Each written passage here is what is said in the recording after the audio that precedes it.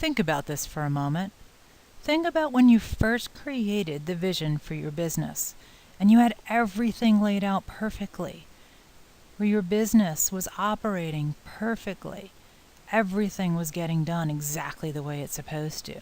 Your employees are excited about coming to work and helping you build your business. You'd go home at a reasonable hour each day, feeling really happy about what you've accomplished. Your employees talk about their jobs with pride, and your customers are so delighted with you and your service that they recommend you. Sadly, most business owners aren't experiencing those things. They're frustrated, they're working 70, 80 hours a week or more. Their families never get to see them. Their employees are complaining, customers are leaving, and sales are dropping off or just too low. Well, I would like to tell you that it is possible for you to have the business of your dreams. And what I'd like to share with you are a few things that you can put into practice in your business to help you to get there. But first, let me take just a moment to tell you about myself. I am Joanne Ecton, and I've worked for more than 24 years with teams around the world on projects that were really tiny and projects that were multi-million-dollar projects. I've worked with companies that you can see here that are names you would recognize, and some companies that you've never heard of and probably never will because they're so small. But what I'll tell you is, as I've worked with these companies, I've come to realize that they all have essentially the same problem. And what I want to share with you today is what I've learned from working with these companies. So first, how do you know that you have a problem? So we'll go in Letterman style and we'll talk about the top 10 signs that you have a problem. Number 1, the members of your staff only do what they're told to do. They don't go the extra mile. They have no ownership. They're only doing what they're told. And you know what? The most frustrating 4 words on the planet is when you ask someone to do something and they look at you and say, "That's not my job." All right, that's problem number 1. Number 2, you have to make all of the decisions. No matter what's going on, however many people you have helping you, every single time something doesn't go according to plan, where things go a little bit awry, they come looking to you to solve it for them. Problem number 3, no one's offering any suggestions for improvement. You hear crickets. There's nothing coming from your team saying, "You know what, we have a better way." When you don't hear that, there's a problem. Number 4, anytime you need people on your team to work together, you have to pull them together. You have to be the glue to grab people and pull them into a collaboration. Number 5, when you ask for help, no one volunteers. You hear silence. You have the attitude. No one's got time to help you. Sign number 6, when folks aren't joking around and talking to each other in the office, asking about their weekends, asking about their family, asking about things that are going on in each other's lives, that's a problem. And sign number 7, at the end of the day, you don't feel like you've accomplished anything, that you've moved your business forward. You may have been really busy, you've done a lot of work, but it's like the kids' game, whack-a-mole, where you're standing in the same place just hammering out whatever problem pops up during your day. And number 8, when people don't bring their personal lives to work, when you don't see pictures in the office and little mementos and different funny jokes on the wall, when people aren't bringing that part of their lives into the office, they're leaving a good part of themselves at home. Sign number 9 is when you hear complaining, whether it's complaining about each other, complaining about you, complaining about your organization, complaining about something. When you hear a lot of complaining, you know you have a problem. And then number 10, when you're focused so far inward on what's happening inside your company that you're not looking outward at your customers and at the market and at the competition that you have to deal with. So you've got these top 10 signs you have a problem. So how did you get there? How did it get this way? Well, really, if you think about it, when you started your business, probably it was just you and you did everything. And then you started bringing in people to help you and you got busier and busier and busier and busier.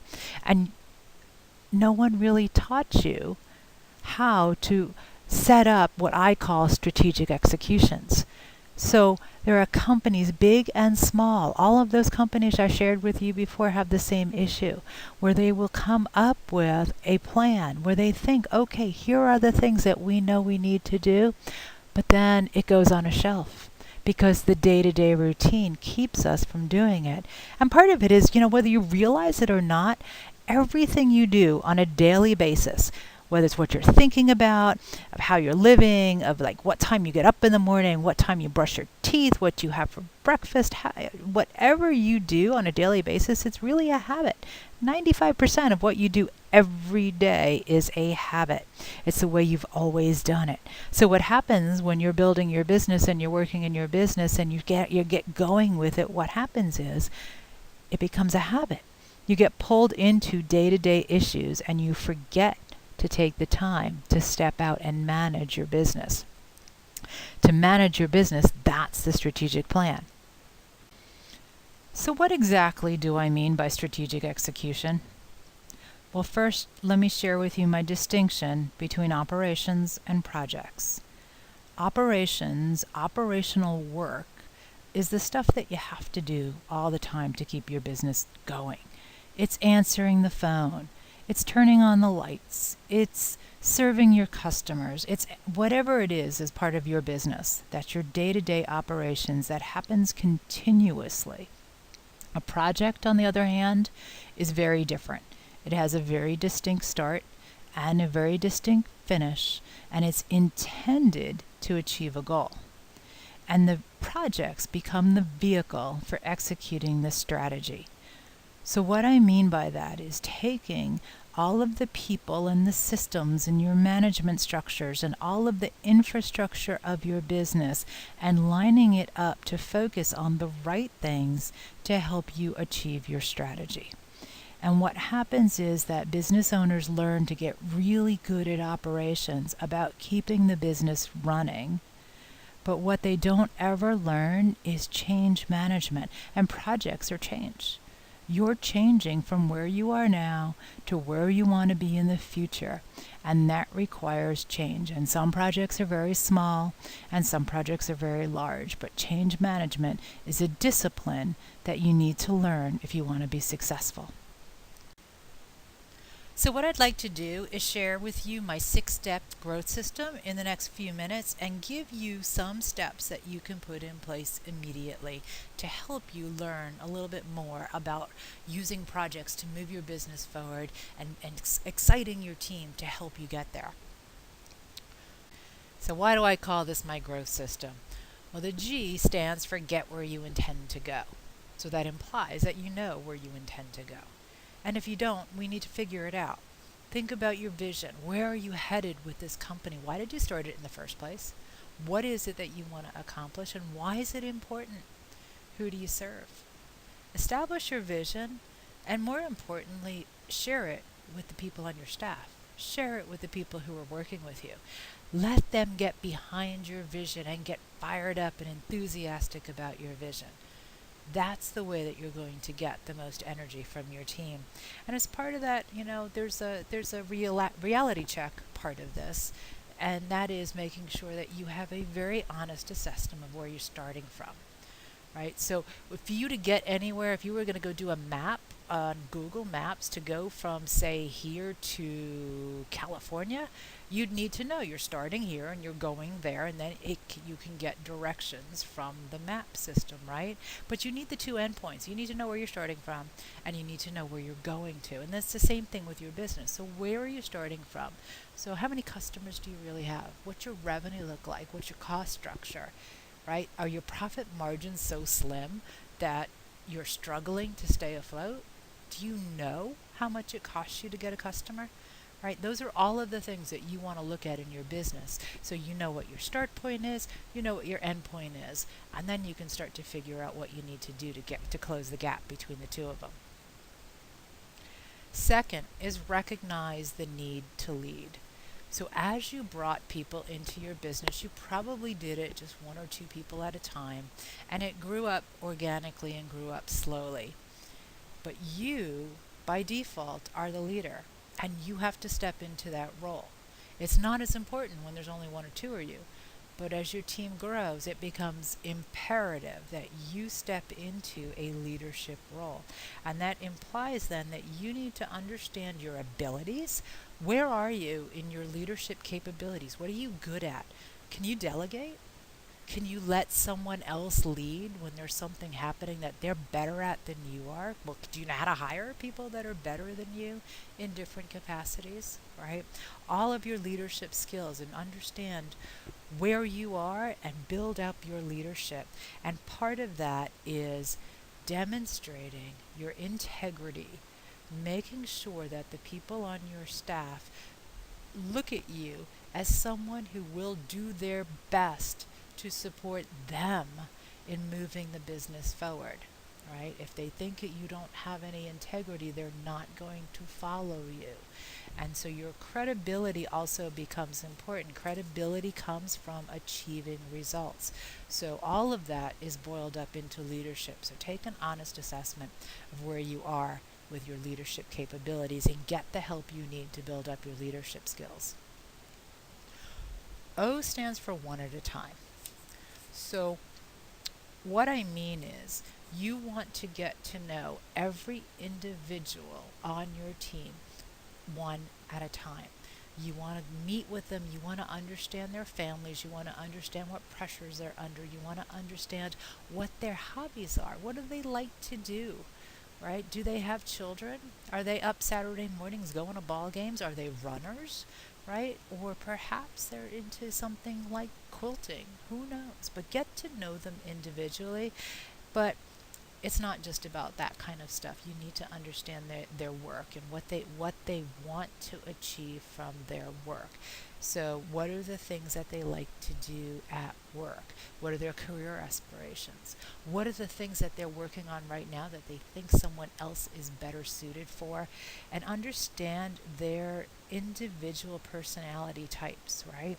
You don't want to take someone who's by nature an introvert and put them out there as the greeter for new customers walking in your door, right? That's just not a comfortable position to put them in, and you won't know that until you get to know them. So take the time individually to walk through each person one at a time. And then the W is we can't do it alone. So you've gotten to know each of these people individually, but now the hard work starts. And the hard work is turning that collection of individuals into a team. And there's just a disservice that we do where we talk about hiring someone and putting them on the team. Well, you just have a whole bunch of individuals who happen to work in the same place until you take some very explicit actions to form a team. And it doesn't happen by itself, it has to happen intentionally. So you want to build a team identity and get the people looking at each other as they're helping each other, they're building this team identity, they have the set of values and how they operate that's important to them. So you set up those group norms and you look at the dependencies that happen from one team member to another and how they hold each other accountable, and most of all, how they recognize and support each other. So there's some very explicit things that you need to do around team building to get everyone into a cohesive, functioning unit. The T is for targeting your focus. So we all know there's way more work than there are hours in a day. You can't do everything. And so what you really have to do is focus, target your energies. What are the things that are going to be the most important thing for your business? So when we talked earlier about strategic executions, what's your strategy?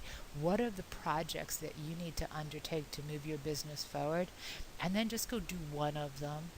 Don't start 5 or 6 or 7 or 8, because what'll happen is that none of them will get done. Everyone's going to feel overwhelmed, overworked, and frustrated.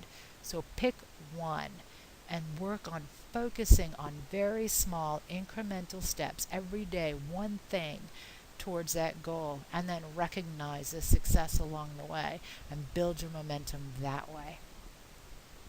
And then finally, it's the how we get things done, how we do things here. What is our process? What are the things that we need to do, the steps that we need to take? If there's things that's repeatable, then you want to document them. You want to make it so that someone can walk in the door, become part of your company tomorrow, look at your processes and know what to do.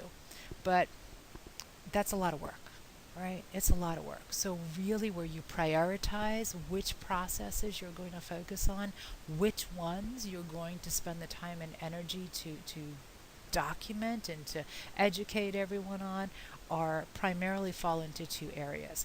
The first area has to do with your customer interactions. You want your customer to have the best possible experience with your company. And so you walk through your company with the eyes of your customer.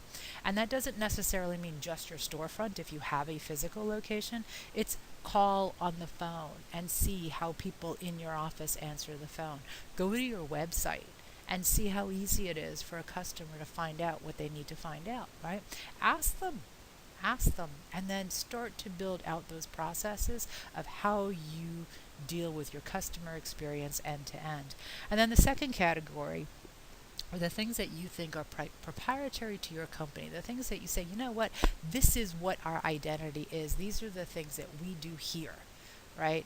A hotel may say, my process is that we know that we go into every single room, we turn down the sheets and put a chocolate on the pillow. That's not something every hotel has to do, but they want to, right?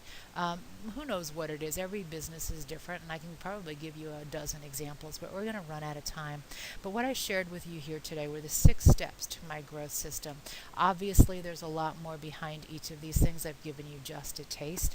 What I would like to do, since we are out of time, is to offer you an opportunity to get a free report from me for a report that I wrote called Design for Growth. And I walk through the different pillars that you need to build your business structure.